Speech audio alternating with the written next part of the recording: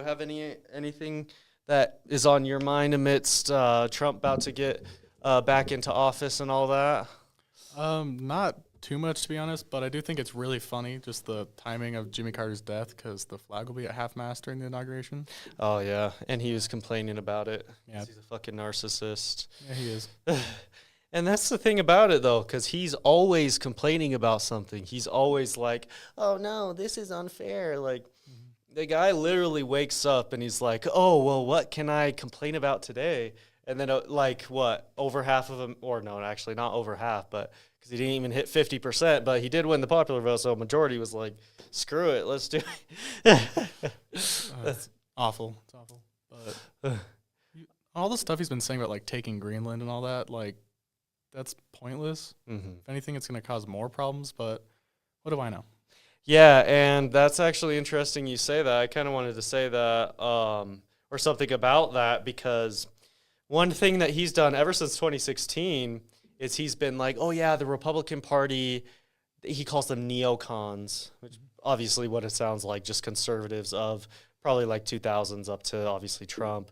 Mm-hmm. And a big thing was he was like, oh, yeah, wars in the Middle East. And that was, of course, throwing shade at George W. Bush. Also George Bush Sr., you could argue. But yeah, I mean, he was trying to say that, oh, yeah, we started no wars. We're completely fine. And then guess what he's going to fucking do? Because he doesn't care about having a second term. Well, one, he's term limited. Two, he's so fucking old. Even though he's a narcissistic ego, he might even be dead or not even care enough. Like, he's just so senile. Like, I think if you got senile to that point, like, the narcissism probably get washed away just in your, obviously just not fucking remember anything. And it's like, they thought Biden was bad. Let's see Trump. Okay, he's going to be older than Biden is now. Yeah, it's insane. Yeah, and he's in way worse health than Biden. And that's going to catch up to him. He's just a raving fucking lunatic, period. Mm-hmm. And he's going to start all those wars. And it'll be interesting to see what takes place. And that's the one reason why I am slightly optimistic about the future now. Because they promise so much fucking bullshit. They're like, yeah, we're going to stop all the wars. Gas is going to be fucking 5 cents a gallon. Oh, my God. It's going to be so great. Well, guess what? When it doesn't, and when you guys fucking realize that the economy is not as simple as the president fucking messes with something like this and is like up or down, blah, blah, blah, that it's way harder and you actually have to fucking get shit done, which Biden was, which is, that's one of the reasons why I'm slightly less optimistic because a bunch of legislation got passed and now a bunch of shit's going to be being built that he's probably going to take credit for. True. Which literally every single fucking Republican voted against. Yeah, I mean, it's just interesting how they went from the whole neocon thing to, yeah, let's start wars because I don't care. And we're going to see a lot of that, I think. Yeah, there's going to be a lot of that. I'm curious to see if we'll reenact the draft. Because hasn't even been like gone since like the 70s. It's like been maybe 50 years since Nixon. Yeah, it's been so fucking long as far as that goes. And I'm pretty sure women don't actually have to register with I guess assigned female at birth don't have to sign up for the draft.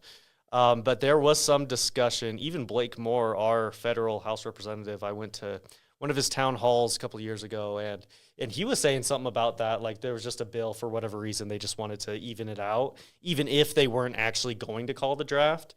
But with Trump, yeah, he's not going to let the women just stay. He's going to be like, yeah, you sign up for the draft. Maybe he won't, but I'll be surprised if he doesn't, as far as like if the draft is even brought up or anything. I think that's what he's going to be like. But, I mean, one thing I was kind of curious to get your thoughts on, there's been a debate within the MAGA movement about H-1B visas, and basically how this started was a lot of MAGAs, including, I think her name is Laura Loomer, and there were some allegations her and Trump actually had sexual relations, and then they kind of just kicked her out because she was too extreme. And they thought she might be able to cost him votes, which obviously didn't end up materializing. But they did distance him from her, so his handlers did do something. her, as well as Steve Bannon, who's a longtime advisor, crazy conspiracy theorist, incredibly influential within a huge proportion of the MAGA movement. And basically, they are at odds with Vivek Ramaswamy, who obviously ran for president, and now he's going to be overseeing. They say it's a non-governmental agency when literally one of the things they said they're going to cut government waste. What do you call it? It's literally a fucking government agency, and they're trying to say it's not to make it sound better, that he's regulating the own fucking companies that he owns. That is what Elon Musk is going to do. And what they're mad about is they were on Twitter, and actually the way he said this, I was actually incredibly surprised, at least the way Vivek was saying it, because they were like, as far as these higher up jobs that they need, working on cars, research, development, all that kind of stuff, they're talking about how they're fine with immigrants now. They're fine with immigrants probably from like India and China in some instances, I believe, who actually are educated, and they are educated with the intention of going to America and working these jobs. And there's this whole debate of, oh, well, why are you, like you said, all this shit about the border, particularly concerning Mexico, Central and South America, yet when it comes to these other immigrants, you just don't give a fuck. You're just like, yeah, come on in. And then they're ripping each other apart over that. Mm-hmm.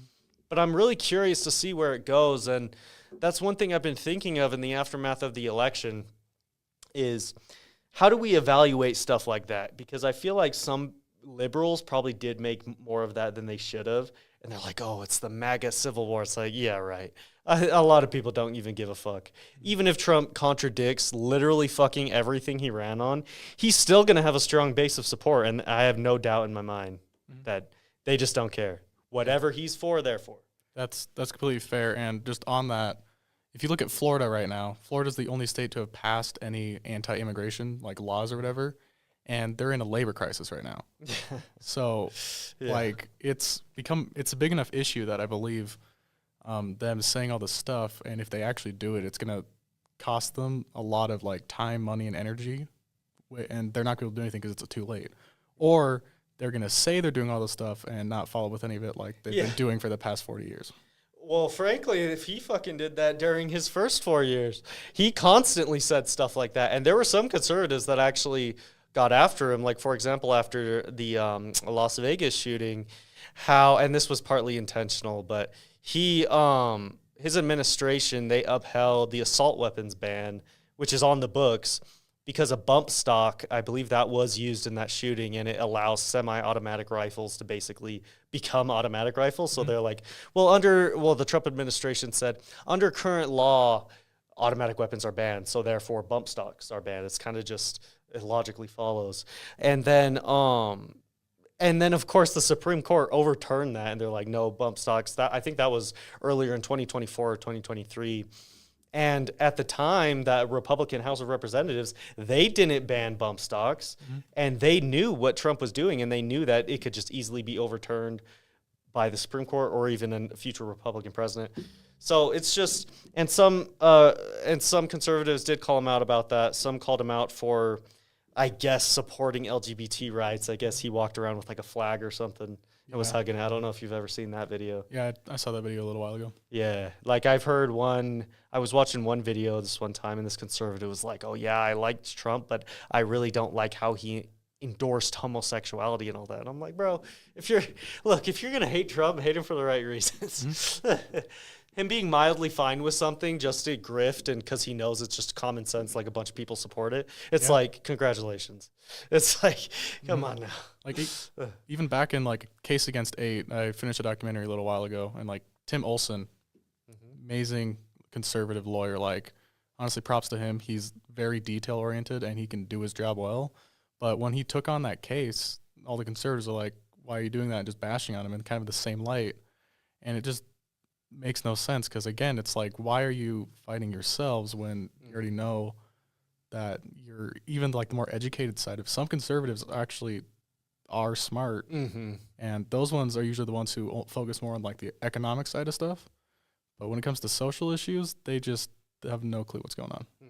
As far as the economy and everything and how the election went and all that, I think it'll be interesting over the next 4 years because the economy was such a huge issue and they're just like associating it with Biden. And low key, a part of me is, and a very small part of me is grateful that it's like miraculously Biden didn't just keep running and then won. Because at one point there was a decent chance he would just win, and there was just narrowly beat Trump and then win, but then he'd just be. That's also something I want to talk about in a few minutes. But there's now reports that his staff was actually coddling him a lot more than they were letting on, which I actually expected. Yeah. Like I never looked at that guy, and I can actually say this a little bit more forcefully. Obviously, now he's about to not be president, and that whole kind of era of Democrats probably just not associate with it even. He was clearly not as sharp as attack, and he did rely on his staff for certain things. He had the note card. I literally watched a speech the other day where he was talking or he's about to talk, and then he was like you could tell he forgot, and then he was just like looking at his notes or whatever. And I'm like, bro, it's like, and that's actually something I'll admit. I didn't actually think about how fucking crazy that was because I wasn't exactly sure. And it's complex because I would also listen to his full-length speeches, and a lot of them, he sounded good. Yeah. Like, there's a reason why he's the president of the United States. Yeah, there is. He's actually pretty charismatic. Like, he's been in office, or he was, almost 50 years? Yeah. It's like, Jesus Christ. Like, yeah, he's not going to forget how to do that. Mm-hmm. So, at the same time, I would rather him than Trump all day. All day, every single fucking day. Me too. And any leftist who disagrees, I will debate them. Because that's so ridiculous. I understand where they're coming from in many instances, but it's misled, in my opinion. Because Trump is just erratic, and whereas Biden, in some instances, I think he actually does listen to himself, and I think that he actually is he is a lot more progressive than people actually thought he was going to be. Yeah. I did expect like Obama 2.0, but he got a hell of a lot more done than Obama, which is why I find it funny when leftists are like, like a Democrat gets elected, they're like, oh yeah, they're supporting Israel, they're doing all that. It's like, yeah, it's like that's but what did you expect? Yeah, it's like it's a corporate Democrat. Exactly. And that's why we're going to rebuild the Democratic Party and just purify it from within. And I think that we have a lot of Democrats, even I guess you could consider mainstream or connected to the actual establishment, who are like that, who are progressive, who do actually care. Yeah, that. In some ways that unfortunately some others don't. Yeah. But yeah, I mean, do you have any thoughts on any of this? Anything you want to contribute as far as that goes before we move on? Not really, but it's just like to just name a few people who are more like left leaning in the Democratic Party, like Bernie Sanders. He's a lot of people call him a socialist, which I guess makes sense, but like still he's a lot more left leaning. And then I would argue that the first trans woman who was just recently elected into Congress. So I think Sarah McBride or whatever? Yeah, I believe that's her name. I believe that she's probably a bit more leftist than a lot just because either stereotype or just kind of just knowledge of things because it's kind of how that works. Yeah, and that'll be interesting because I know for a fact, I mean, recently there was this scumbag, the husband of Deb Fischer, who actually... she was within a few points of losing in Nebraska to an independent who was like a mechanic.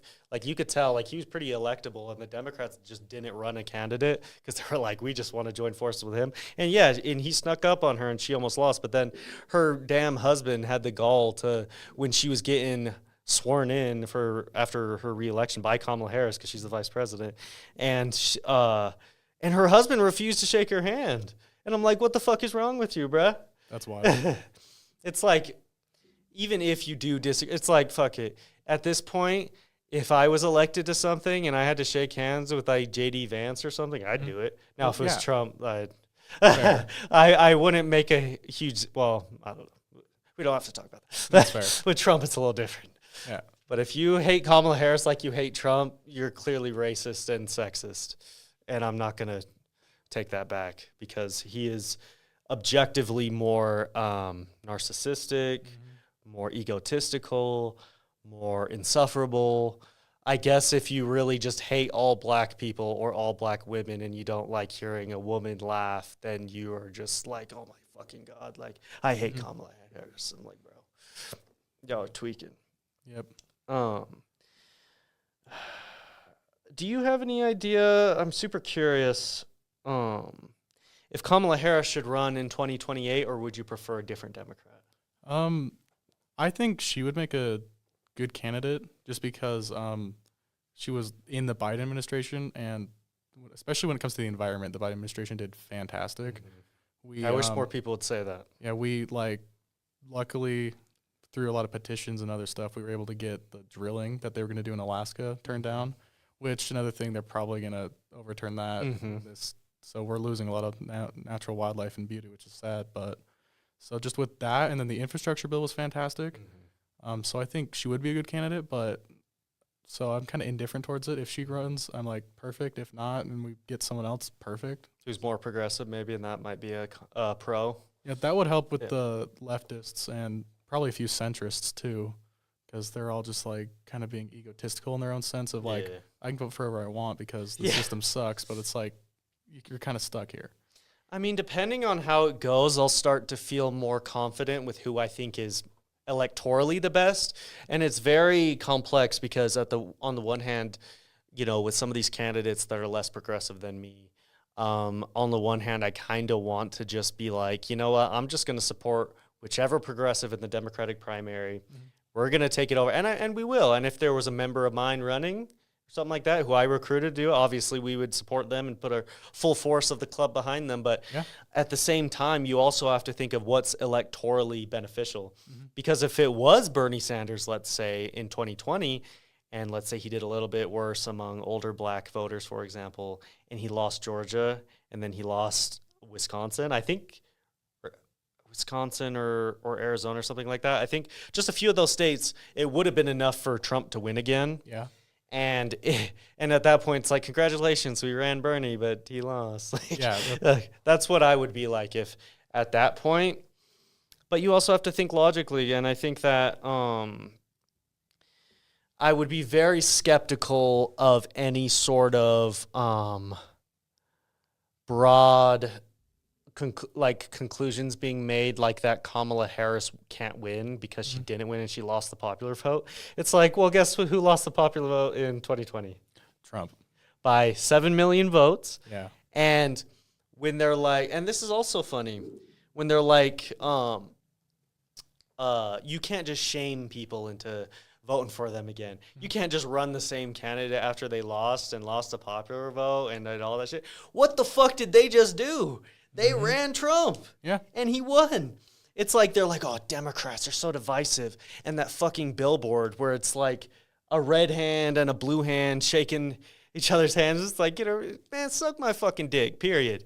Like, bro, it is so ridiculous how you guys expect a standard from the left that you do not expect from the right by any shape or form, period, okay? They hold them to no standards. They don't care if they're like, oh, you know what? Fuck Democrats. Oh, you know what? I'm going to terminate, or I want to terminate the Constitution, which is literally what Trump said. Literally on Truth Social, he was like, you know what?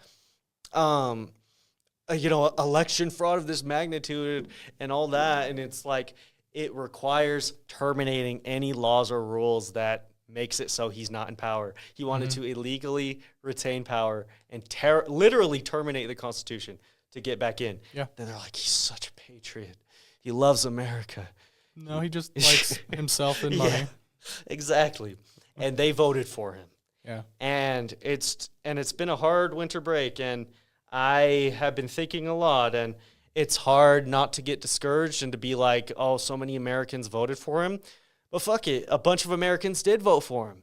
And that's no solace to anyone who supports Trump. And that's also no evidence that he's going to win if he tries to run again or tries to change the rules with the DOJ, definitely see, go back to this in 4 years and see. But, if he's alive. The thing that kind of pisses me off a little bit is I'm decent friends with a lot of people who are who consider themselves constitutionalists, which, I mean, like, good for them. And honestly, that's better than conservatism, in my opinion. But my opinion is my opinion. And they all voted for Trump because, like, false promises and stuff like that. And it's just so mind-boggling that they're still supporting him even after hearing all the stuff he said. Exactly. It's awful. That's what I'm saying, bruh. It's like, I'm just like, they just support him no matter what, and I don't think we fully understand why. But on the other hand, what I see is a man who thinks the world is his, and he made it his, and we let him. Yep, and he's trying to make his world bigger.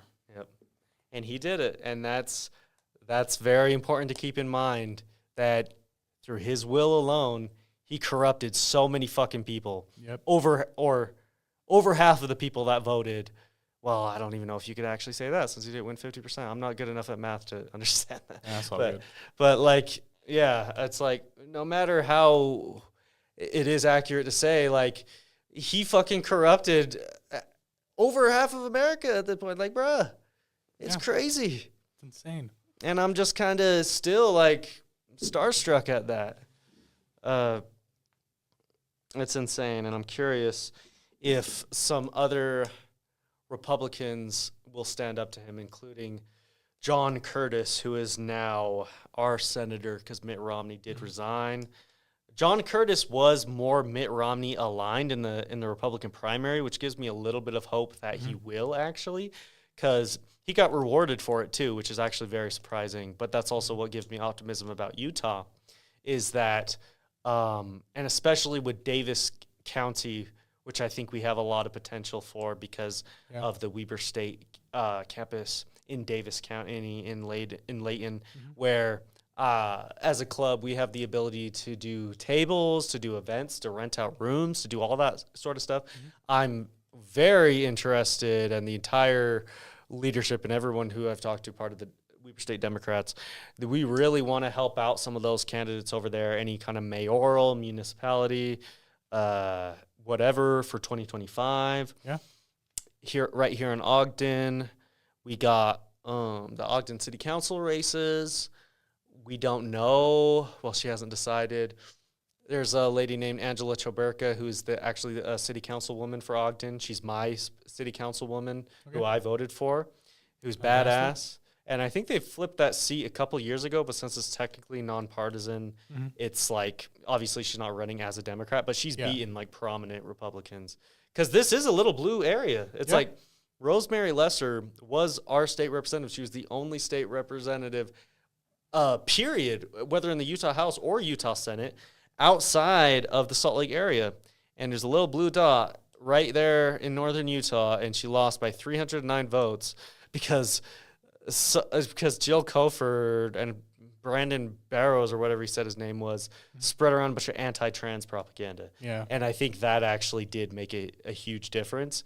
Because when you're talking about 309 votes, it's like think about how many people are in one of these buildings at one time. Oh, it's so many. Yeah. Like, it's just one building. And I'm also curious maybe what you think about that, because I'm very interested going forward as far as 2025, as far as 2026, 2028, which I'll probably graduate early 2027, so I won't be around at that point, but I'll still be engaged and helping. And I really just want to get the canvassing going and do it in the dorms, because I think that would make a huge difference. But they didn't let us get into the dorms last time to do canvassing because they were like, there's no solicitation, so there's no canvassing. It's like, it's not solicitation. We're not selling anything. True. It's freedom of speech. We're literally telling, we're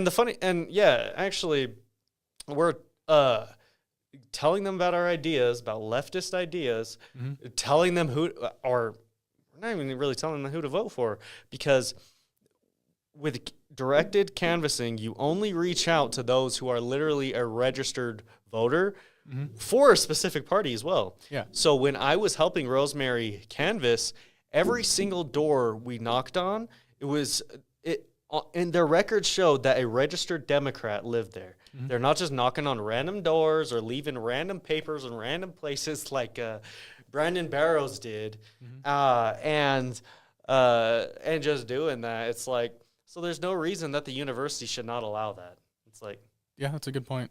yeah, I mean, I get that they might not want to be bothered and that kind of thing, but let's be honest, democracy, everything is on the line. It's like you can't take 2 minutes to be like, okay, yeah, I'll vote for them.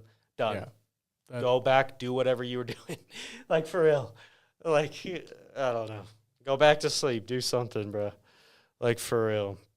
There's always so much time because I live on campus and I'm in the dorms, and there's always so much time to do things. I see people quite literally just like laying on the floor. I'm just like, what are you doing? They're like, I don't know, I'm bored. It's like, okay. So there's plenty of time.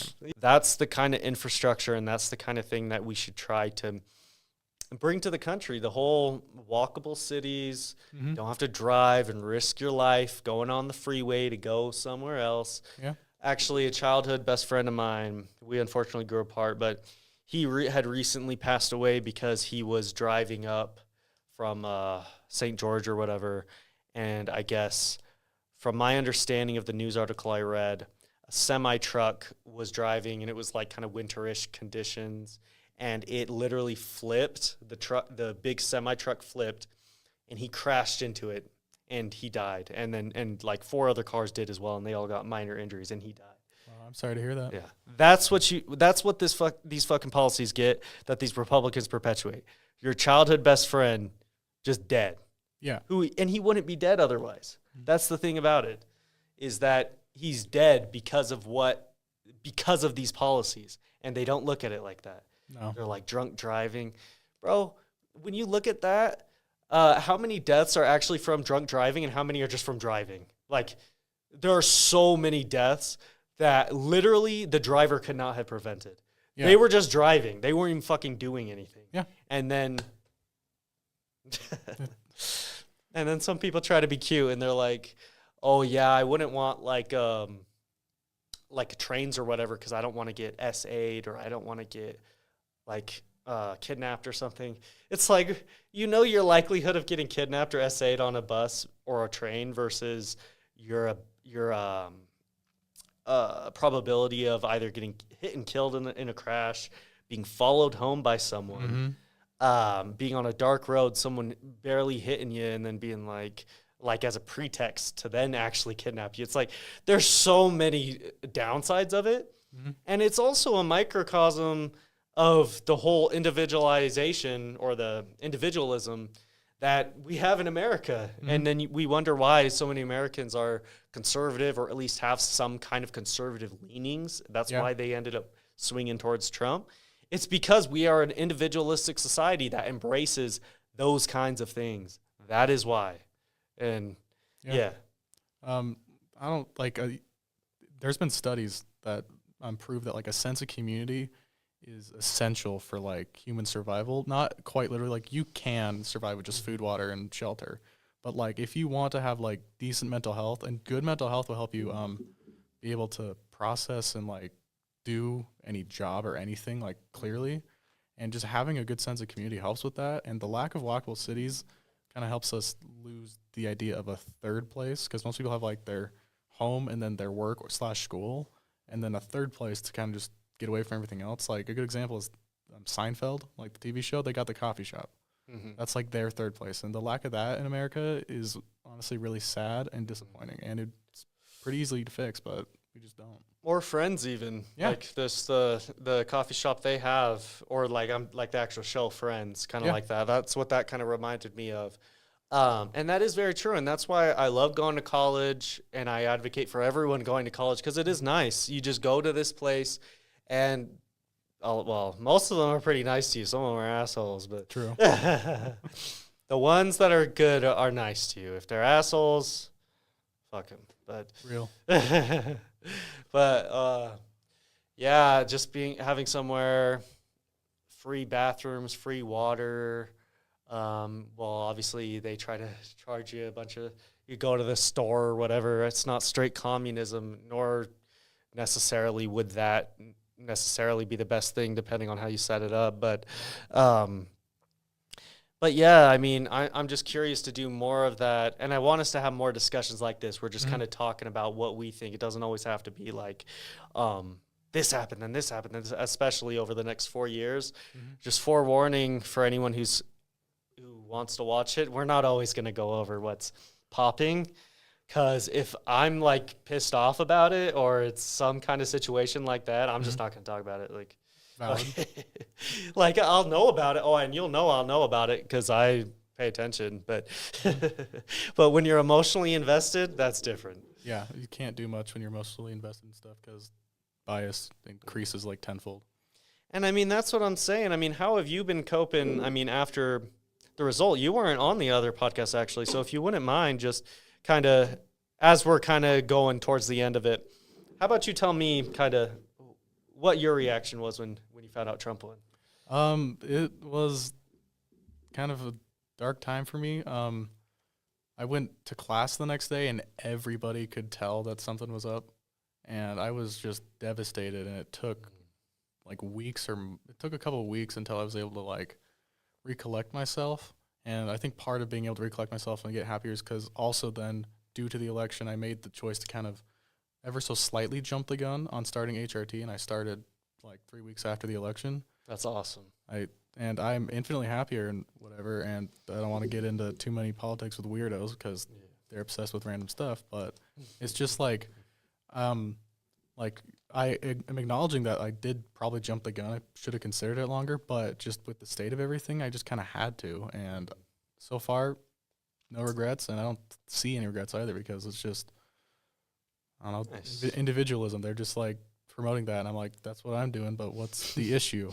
Yeah, and that's actually the interesting thing is, especially, this is the most glaring thing that I've noticed, even as someone who's not even trans or even part of the LGBTQ community, just how they're fucking attacking y'all and that kind of thing, is that they just see these kind of trans people and they're just like, you know what? You don't look like what you're saying you are. You don't look like a girl. You don't look like a boy. You look like whatever. Like, you look like what you were assigned at birth. You are this. You are that. And then they wonder why they kill themselves. And then they wonder why they feel like they have to be passing as a woman or as a man or as non-binary. You wonder why they feel like that? It's because you fucking bullied them into feeling like that. That is what happened. You told them that, oh, you're never going to be a man. You're never going to be a woman. And guess what they said? They said, bet. And then they tried to look like that. Yeah. And if it's their own, choice, obviously I have no qualms with that. Yeah. But I really do believe, and it's kind of similar, kind of like how everyone supports abortion, but just like Al Gore, he was based when he said this. He was like, I want abortion to be safe, legal, and rare, right? Yeah. Because you want it to be rare. You don't want anyone to have an unplanned pregnancy they didn't want and to have to get an abortion. That's a traumatizing experience. Yeah. And I couldn't imagine going through that. I couldn't even imagine getting someone pregnant like that and being like, oh, no. That's fair. So it affects the men, too. So don't forget it. Yeah. But, yeah, I mean, that's the thing about it, because they cause more of it to happen with their rhetoric and with what they're saying. Yeah.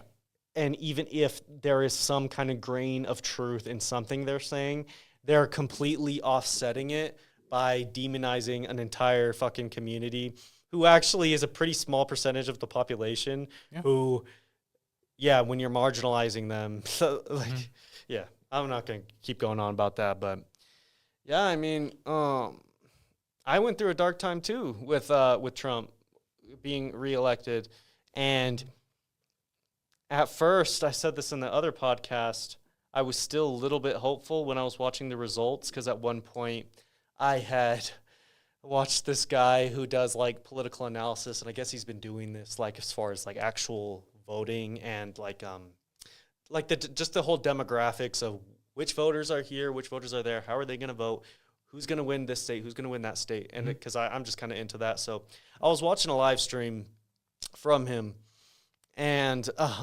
And at one point, it was before they called Pennsylvania. They'd already called Georgia for Trump.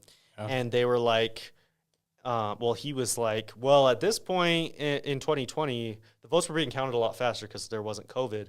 But he was like, Biden was down in Pennsylvania, and then he ended up winning. And that was actually a big reason why they were like, oh, yeah, the election's rigged. It's because Trump was up quite a bit. They counted way more votes. Biden ended up winning by about 1 point. Wow. So it was a little more than some of the other states, but it was still incredibly close. Mm-hmm. Trump only won by, a couple of 100,000 votes? That's not. Yeah, that's not that much. When you're talking about the entire United States and you won by a couple 100,000. Yeah, I found out about this morning. This guy made a post. His name is like Eric. Last name starts with an M, but he made this huge, like over-exacerbated just argument or like post about how Utah State University, which is here in our state or whatever, how they how one of the RAs for one of the women's dorms is a trans woman, you know, and from my research, she has gone through plenty of HRT and is like socially been transitioning for years now. So I think it's like, you know, safe for her. But he went all off on just like how dare the university let that happen and make it an unsafe space for women, because there's this one, he only had one girl who kind of had her issues about it. And for my research too, she was like raised heavily religious, and her parents, same thing, rabidly right wing and everything. So it's just like, I find it wild how it just blew up so fast. And my issue isn't that like he had an opinion about it. My issue is that he also in his post went out and doxed this RA, which like, I don't care how much someone's pissing you off. There's no reason for you to put them in harm's way. Like, I hate a lot of people, but I'm going to just like I still respect them. I'll still shake their hand. I'll still interact with them. I'll give them even probably more respect than they deserve, but it's just like, yeah, me too. They're human. I really do not understand. So I heard about that today, and it kind of pissed me off a lot, because it's like, okay, fair point. You have your opinion, but like, there's no need to make this big of a fuss and like dox somebody, because that's completely harmful and unsafe for everybody. Because what happens if some crazy lunatic up in like Smithfield or something barges into the dorms trying to get rid of this one trans woman and mistakes a lot of other people? How many innocent lives could be lost, or how many people could be hurt just because? But yeah, I got connections to the WSU Democrats. So I'll definitely have to hit them up and see what they're doing. I'd imagine that they want to do some kind of response to that. I'd say they should. And I think we should just create the culture of something like that happens, we're going to respond to it. Yeah. That's why we did the debate with the Young Americans for Freedom. That's why we did the counter protest. Yeah. That's why we did the protest / advocacy effort, where we were literally debating conservatives like that entire time. At least I was, and you know, trying to talk some sense into them. And I think in some instances we actually did succeed. Yeah. And that's what we're going to try to do. And I really hope that they respond to it in that way. If they don't, maybe we could do something. I'll just have to think about what we could do. And yeah, I mean, I really hope that this anti-trans stuff goes away, though I don't think it will. And I really wish we didn't have to talk about it, not because I don't, obviously, it's not that I don't think trans people are like bad or not valuable or not worthy of talking about, but at the same time, I feel like trans people, even, they don't want to be this topic of discussion, because it's their fucking existence is on the line, basically. That's the discussion. Should they exist or should they not? So in my opinion, I really wish that just Republicans would stop fucking caring so we can talk about something that actually matters, like the environment or something. Yeah, or even like, just housing crises, groceries, vaccines, anything besides. Yeah, and then they're like, the economy is my top issue. Then you vote for someone who literally just, like, for example, Utah House Speaker Mike Schultz, who was the sole funder of a fucking PAC. It was based out of Wisconsin. And it was secret. We didn't know this before the election. Oh, wow. That the House Speaker, the Utah House Speaker, who did that, targeting Democrats. There are, 13 or 14 in the Utah House of Representatives versus, 60 or 70 Republicans, something like that. Yeah. And they targeted them. That's how fucking psychotic they are. I know. And that's how – this is the same guy who is always writing articles talking about – and this is one of the other very, very, very fucking unfortunate things is that we have a huge amount of public land here in Utah that, like, for example, Bears Ears, Grand Staircase. Yeah, any national park. Yeah, all that. I think it's Escalante. Sometimes it's called Escalante, but I think that might be wrong. But I'm just there. He's the one. Like he wrote an entire article being like, and it's a whole petition. You might see like billboards. Yeah, that's what they're talking about. Yeah, I know. They're saying that, oh yeah, we want to be able to drill on this land and develop it and all this. And I love what Oscar Matta, the vice chair, he's come on 2 of these podcasts, which I think everyone should watch. Beautiful discussions. Where he's like, you're telling me we're not going to see Mavericks in the middle of the national parks? We are. We're going to see a Maverick. You're going to see a liquor store. You're going to see all that. Well, maybe not a liquor store. So excited for a Maverick at the second Emerald Pool in Zions. That's going to be so fun. Yeah, I know. And they even advertise that thing as like, let Utah protect its own land, you know? So they're good at giving misinformation. Because when I saw the billboards and before like looked into it deeply, I just kind of did a brief overview. I was like, oh, this is decent. They're like, oh, let us control our own land, which makes sense because most of Utah loves the national parks and everything and wants to keep them as they are. But then as I did more research, we realized all this and it was just awful. And that's what I was thinking. That's actually something Tess said that I think was very smart, which I didn't think of, which is that like with the federal government, when it was Democratic controlled, let's just say hypothetically, let's say we have a Democratic president and at least one branch of, or if just a Democratic president, the Congress can be a Republican or whatever. Mm-hmm. And even then, like I would prefer the federal government to control that land. But one thing I did say was that if Utah was a blue state, I'd be fine with the land being controlled by the state, which kind of is true. But at the same time, what Tess said, because she had worked on national parks and that sort of thing, they know how much goes into it, how much the federal government does, how much resources that they delegate to that they actually know how to. They have the fucking National Park Service, the BLM land and all that. Like, they know how to do it. You're literally just putting strain on the state to deal with it. Yeah. And to say, oh, the economy. Yeah, the economy of fucking Larry H. Miller, Maverick, all those. Yeah, like displacing wildlife, endangered species who also live in these national parks, and there are several actually. Last I checked, unless they're already extinct. But yeah, it's just absolutely ridiculous what he's trying to do. And what I was trying to say earlier was, on top of doing that, it's so fucked that he funded that because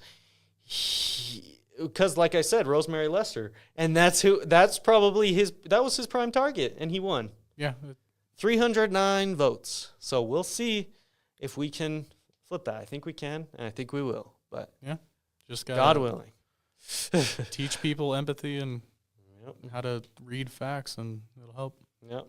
Well, I think that's probably good for the Weber State Democrats podcast. So thanks to Stella so much. We didn't even introduce ourselves. That's all good. Well, yeah. If you don't know me, I'm Ethan Bishop. I'm the president of the WSU Democrats. And I hope everyone watching has a nice day or night. Happy spring semester, everyone. See y'all later. Bye.